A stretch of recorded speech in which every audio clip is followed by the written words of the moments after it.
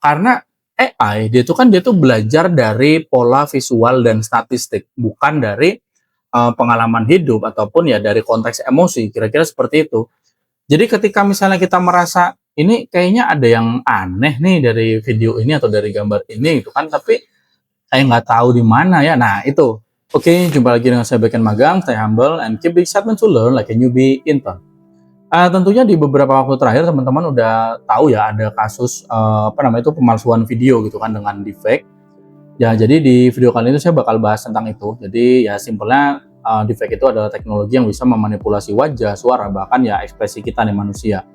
Nah, eee, dengan deepfake itu tentunya kita jadi kadang tuh bingung gitu kan, mana nih yang asli, mana nih yang fabrikasi gitu kan. Nah, di video kali itu saya bakal tunjukin gimana sih cara ngebedainnya, mana yang deepfake, mana yang asli. Bukan dengan feeling aja, tapi kita akan membedakannya dengan ya logika dan observasi yang teknis. Jadi gimana pembahasannya? Simak terus video ini sampai habis dan biar gak banyak cincong, kita langsung aja let's get it on. Please like, share, comment, and subscribe.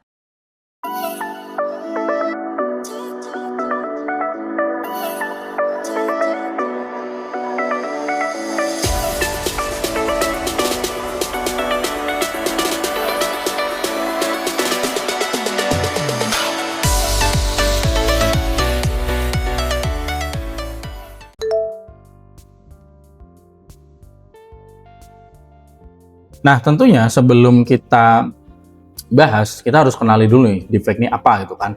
Jadi kita tahu dulu cara dia bekerja gitu kan. Karena deepfake ini dia tuh bukan sekedar edit video biasa gitu loh. Bukan kayak zaman After Effects gitu, kita tinggal cut muka terus paste di objek yang lain, jadi tidak sesimpel itu. Dan si deepfake ini dia tuh lahir dari satu konsep paling canggih dari dunia AI, yaitu adalah GAN, Generative Adversarial Network. Nah, gimana sih cara kerjanya dengan itu? Maksudnya tuh gini, jadi gini, bayangin aja ada dua AI nih, dua AI yang berantem lah, jadi saling berhadapan gitu. Nah, yang pertama itu namanya generator, dia tugasnya tuh simple, dia tugasnya tuh nipu, jadi dia bakal bikin gambar wajah manusia dari nol.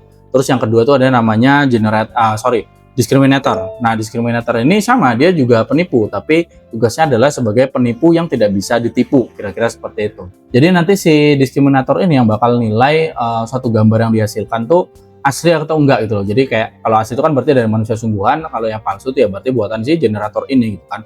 Nah, setiap kali si diskriminator ini berhasil memergoki kebohongannya si generator ini, nah si generator ini bakal belajar dari kesalahan itu gitu loh. Dan begitu terus ratusan kali, ribuan kali, bahkan sampai jutaan kali, sampai pada akhirnya tuh nanti si generator ini bakal jadi sangat mahir gitu, sehingga nanti si diskriminatornya pun mulai bingung kayak ini wajah beneran apa hasil fabrikasi si generator aja gitu kan. Nah, pokoknya dari situlah jadinya si deepfake ini lahir gitu loh. Jadi dari duel antara dua otak buatan itu yang sama-sama berkembang, makanya seperti itu. Tapi ya di situ jadinya apa ya, bilangnya momen krusialnya gitulah. Jadi saat kita nonton deepfake itu kan yang kita lihat ya tentunya bukan manusia sungguhan gitu, tapi ya hasil negosiasi nih antara dua sih kecerdasan buatan tadi yang mereka tuh saling berusaha menipu satu sama lain, namanya seperti itu. Jadi itu sebabnya si deepfake itu terlihat ya sangat realistis gitu kan, tapi sebenarnya dia nggak sepenuhnya manusiawi. Poinnya di situ, tidak sepenuhnya manusiawi, karena AI dia tuh belajar dari pola visual dan statistik, bukan dari pengalaman hidup ataupun ya dari konteks emosi, kira-kira seperti itu. Jadi ketika misalnya kita merasa ini kayaknya ada yang aneh nih dari video ini atau dari gambar ini gitu kan, tapi saya nggak tahu di mana ya. Nah itu yang kita rasakan. Nah itu berarti kemungkinan besar kita tuh ya lagi melihat hasil dari pertarungan dua mesin ini atau ya hasil AI gambarnya atau videonya, kira-kira seperti itu. Dan menariknya tuh gini, karena prosesnya itu berbasis probabilitas ya. Jadinya setiap deepfake itu dia tuh meninggalkan ya digital fingerprint yang unik, namanya seperti itu. Jadi misalnya kayak pola cahaya, terus juga distorsi pixelnya, terus timing gerak yang nggak benar-benar acak lah, gambarnya seperti itu. Jadi itu tuh yang jadi celah kita nih sebagai manusia itu kan, yang masih bisa kita tangkap gitu. Jadi nanti kita bisa membedakan mana yang deepfake, mana yang bukan, dari situ celahnya.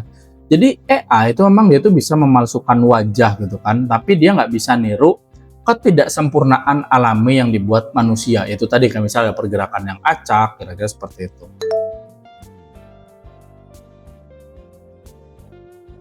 Oke, sekarang gini, saya pengen ajak teman-teman tuh buat melakukan eksperimen kecil lah. Jadi teman-teman boleh cari gitu gambar yang udah jelas atau video yang udah jelas itu tuh dari AI gitu kan. Dimana emang kelihatan kayak 100% manusia gitu, teman-teman coba perhatiin di situ nanti lebih lama, ya kayak 3 sampai 5 detik aja. Nah, tentunya nanti di situ teman-teman bakal merasakan sesuatu yang aneh gitu, tapi mungkin gambarnya kayak kita tuh susah jelasin gitu loh. Ini aneh tapi apa ya anehnya? Nah, itu tuh adalah sensasi yang disebut sebagai uncanny valley, kira-kira seperti itu. Jadi AI itu meniru wajah manusia dengan sangat presisi gitu kan. Tapi dia tuh meniru bukan dari pengalaman manusia gitu loh. Yang tadi udah saya jelasin ya di segmen yang pertama. Dan justru di situ yang jadi letak rahasia gitu. Jadi AI dia tuh bisa meniru detail visual gitu kan. Tapi dia tuh gagal memahami logika di dunia nyata. Gambarnya kayak gitu. Nah, logika dunia nyata yang pertama ya, yang AI ini masih gagal paham, paling sering tuh adalah cahaya sama bayangan lah. Jadi kita bisa sebut kayak di AI itu dia belum paham hukum fisika gitu. Kalau teman-teman perhatiin ya video-video yang dibuat dari AI itu, terutama yang misalnya dia ada pencahayaannya gitu kan, AI itu dia tahu bentuk wajah gitu, tapi kayak dia tuh nggak paham gitu untuk hukum cahaya ini gimana. Kalau teman-teman perhatiin, sering banget namanya video-video AI gitu dengan suatu pencahayaan tertentu di gambarnya, titik jatuh bayangannya itu nggak sesuai dengan titik datangnya cahaya. Kalau teman-teman perhatiin, sering banget terjadi kayak gitu. Dan memang sering juga jadi gini ya, mata kita tuh sebagai manusia nggak sadar dengan itu. Kenapa? Karena kita fokus untuk mengenali wajahnya itu, bukan apa hal yang jadi di sekitarnya gitu loh. Tapi ya sekali kita menyadari itu, kita udah nggak bisa ketipu lagi di gambar itu, bakal kelihatan terus. Jadi itu yang jadi red flag pertama lah, kemana kayak gitu ya. Jadi defect ini dia tuh sering gagal mempertahankan konsistensi bayangan lah, gampangannya seperti itu. Jadi si AI ini dia bisa meniru bentuk, tapi dia tuh belum bisa memahami dunia 3 dimensi tempat bentuk itu berada. Seringnya seperti itu. Itu yang pertama. Nah, kita masuk ke red flag yang kedua ya. Red flag yang kedua tuh coba teman-teman perhatikan di suatu video yang dibuat dari AI, video yang dengan orang tadi ya Mas ya. Itu bagian mata sama kedipan matanya. Jadi kayak seolah si AI ini dia tuh nggak tahu ada istilah capek gitu loh. Karena gini, kalau misalnya kita lihat matanya, namanya mata manusia itu kan dia punya ritme yang alami gitu loh. Kayak misalnya kita tuh berkedip sekitar 15 sampai 20 kali per menit gitu kan. Dan durasinya itu sekitar 300 milisecond gitu. Nah, kalau si defect ini, dia tuh kayak itu tadi, kayak nggak ngerti kalau manusia tuh bisa capek gitu kan. Jadi hasilnya tuh cukup aneh itu kalau teman-teman perhatiin. Kadang kedipannya tuh terlalu jarang atau bahkan kedipannya itu terlalu sering gitu. Bahkan itu udah jadi kayak menggunakan pola matematis aja gitu untuk kedipannya, yang dia tuh nyaris dilakukan berulang lah, gampangannya seperti itu. Nah, tentunya dengan itu kita jadi tahu gitu kan cara ngelihatnya itu kan. Jadi setiap defect akan terasa seperti boneka hidup lah, yang dia tuh kayak nggak pernah istirahat sama sekali, itu nggak pernah kecapean. Jadi gampangannya gini, si AI itu bisa niru mata dan bentuk matanya itu kan, tapi dia nggak bisa niru capeknya manusia gitu, capeknya bagian mata sini kan, sampai akhirnya itu jadi kita tuh berkedip gitu. Nah, kalau teman-teman pahamin dan liatin dalam-dalam, sering banget kedipannya itu kayak hasil suatu pola matematis aja, kira-kira seperti itu. Nah, yang selanjutnya jadi red flag itu adalah tepi wajah ini ya, sama rambut. Jadi di situ tempat dimana AI itu sering gagal bersembunyi lah, gambarnya kayak gitu. Jadi kalau teman-teman sadarin, bagian yang paling susah untuk AI itu adalah transisi, kira-kira seperti itu. Jadi perhatiin antara ini ya, garis antara rambut sama kulit. Kadang tuh di situ ada blur, kalau teman-teman sadarin ada blur di situ. Jadi ada semacam kayak gelombang cahaya halus yang muncul terus hilang lah, gambarannya kayak gitu.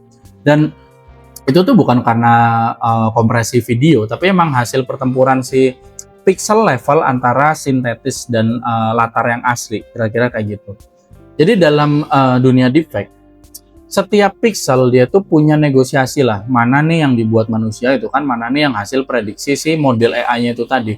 Nah, disitulah kita tuh bisa melihat apa yang tadi saya sebut sebagai sidik jari digitalnya si AI lah, gampangannya kayak gitu. Dan di titik itu tentunya teman-teman bisa sadarin itu kan, mungkin yang jadi sering kita terkecoh karena selama ini kita lihat wajahnya aja gitu, tapi kita nggak pernah memperhatikan batas-batas wajahnya. Nah, sekarang coba deh perhatikan kalau udah denger ini gitu kan, kira-kira kayak gitulah yang jadi red flag ketiga itu kan. Nah, yang menjadi red flag keempat itu adalah sinkronisasi bibir. Jadi kayak terlalu perfect gitu loh untuk jadi nyata. Jadi nih, coba teman-teman perhatikan ya bagian bibirnya itu kalau ada video-video yang dibuat dari AI gitu. Jadi deepfake modern ya kayak misalnya Rose ataupun Pika, dia tuh udah sangat bagus dalam melakukan sinkronisasi loh. Tapi itu jadi justru terlalu sempurna gitu loh. Sedangkan gini, suara manusia dia tuh punya micro delay lah sekitar 40 sampai 80 milisecond lah antara impuls suara sama gerakan bibir ini gitu kan. Nah, itu tuh nggak disengaja, itu tuh alami gitu loh kalau yang kita manusia gitu kan. Nah, deepfake dia tuh menghapus ketidaksempurnaan itu gitu loh. Jadi hasilnya tuh gerakan bibirnya tuh mulus banget secara mesin, tapi secara manusia tentunya tidak. Itu yang teman-teman perlu sadar itu di bagian bibir tadi. Dan ini harusnya jadi momen yang teman-teman makin sadar gitu kan, yang membuat manusia terlihat nyata itu justru dari ketidaksempurnaan pergerakannya ini loh, kira-kira kayak gitu. Nah, setelah teman-teman tahu ya 4 hal yang saya sebut sebagai 4 red flag-nya tadi, tentunya teman-teman akan mulai melihat dunia video dengan ya mata yang lebih baru lah gitu kan, yang lebih sadar gitu. Jadi teman-teman tentunya akan sadar kalau di layar digital realistis belum tentu nyata, gampangnya kayak gitu. Dan bahwa gini ya, satu-satunya hal yang tidak bisa ditiru oleh AI adalah ketidaksempurnaan dan ketidakteraturan alami dari manusia, kira-kira kayak gitu.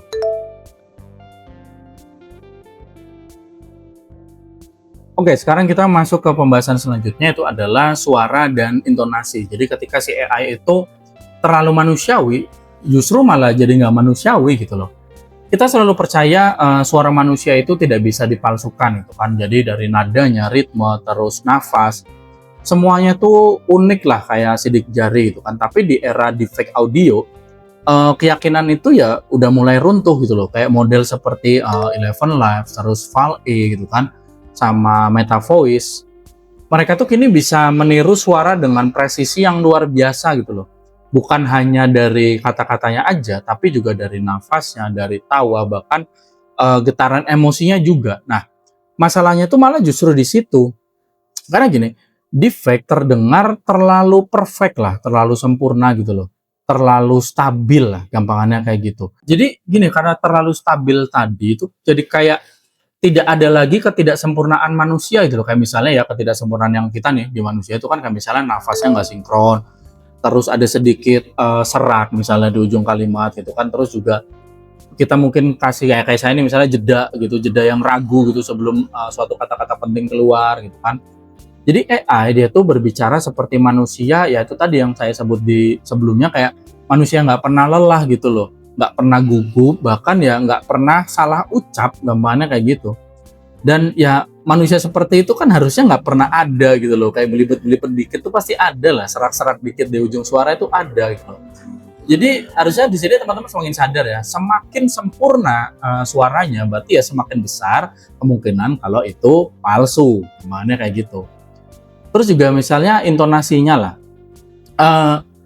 AI yang sekarang itu kan dia tuh bisa menirukan emosi lah kemana gitu, tapi dia sendiri tidak pernah mengalami apa yang namanya emosi. Teman-teman harus sadari poinnya di situ. Maka ekspresinya itu sering terasa berlebihan gitu, kayak nada sedih yang terlalu rapi gitu kan, terus juga marah yang terlalu terukur, terus senyum yang kelihatan banget ini hasil algoritma gitu kan, bukan dari suatu pengalaman, gambarnya kayak gitu. Jadi suara manusia itu kan punya getar batin lah, gambarnya gitu ya. Jadi sesuatu yang tidak bisa ya nggak bisa dilatih gitu, nggak bisa dilatih lewat data, gambarnya kayak gitu.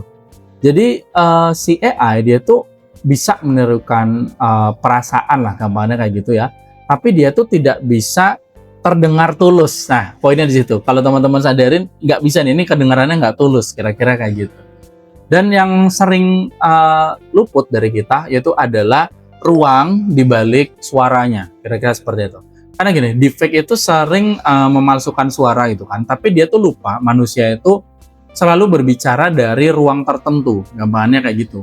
Kadang ada gema ruangan gitu kan berubah di tengah kalimat, ataupun ya suara lingkungan gini yang terdengar nggak sinkron gitu dengan jeda bicaranya, kira-kira kayak gitu. Nah, kita nggak sadar saat mendengar pertama kali mungkin, tapi kalau kita dengerin lagi, coba didalamin lagi, nanti tentunya otak kita tahu itu kalau dia kayaknya ada yang aneh deh. Nah, dari situ harusnya kita bisa terus coba teliti lagi, ini baru ketahuan. Jadi kira-kira kayak gitu. Jadi deepfake itu memang dia tuh bisa memalsukan suara itu kan, tapi dia tuh gagal memalsukan dunia tempat suara itu hidup, kira-kira seperti itu. Jadi kalau misalnya kita pengen tahu nih suara itu nyata apa hasil deepfake itu kan, jangan hanya kita dengerin nih apa yang dikatakan, tapi dengerin nih bagaimana dunia di sekitarnya itu ikut berbicara, ikut bersuara, kira-kira seperti itu.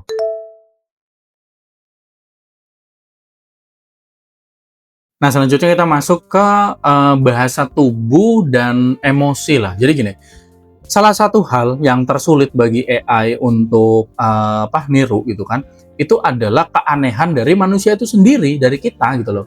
Kita nggak sadar, tapi tubuh kita tuh selalu ada salah dikit lah, gambarnya kayak gitu. Kayak misalnya gerakan tangan kita itu nggak selalu sinkron dengan ucapan kita gitu kan.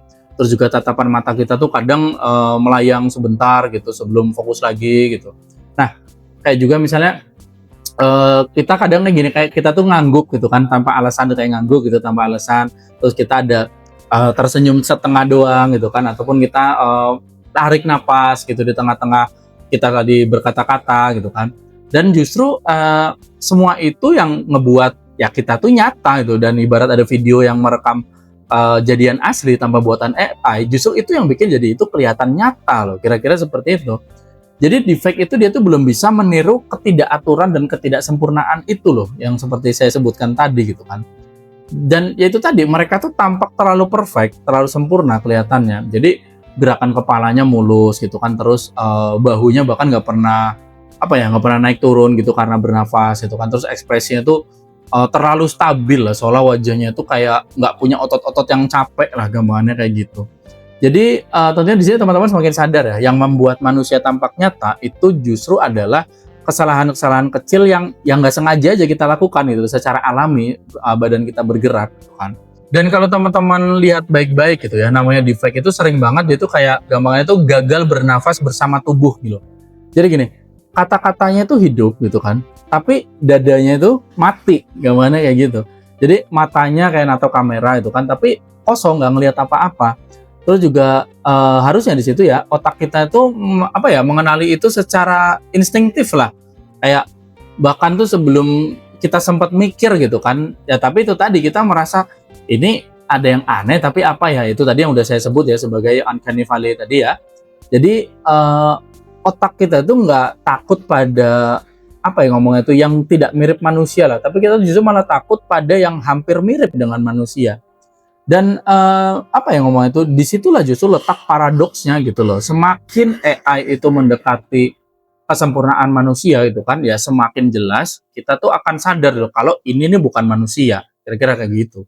Jadi AI itu bisa meniru ya ekspresi manusia bisa itu kan, tapi dia tuh belum bisa meniru ketidaksempurnaannya tadi lah, ketidaksempurnaan dan ketidakaturan dari kita manusia, namanya kayak gitu.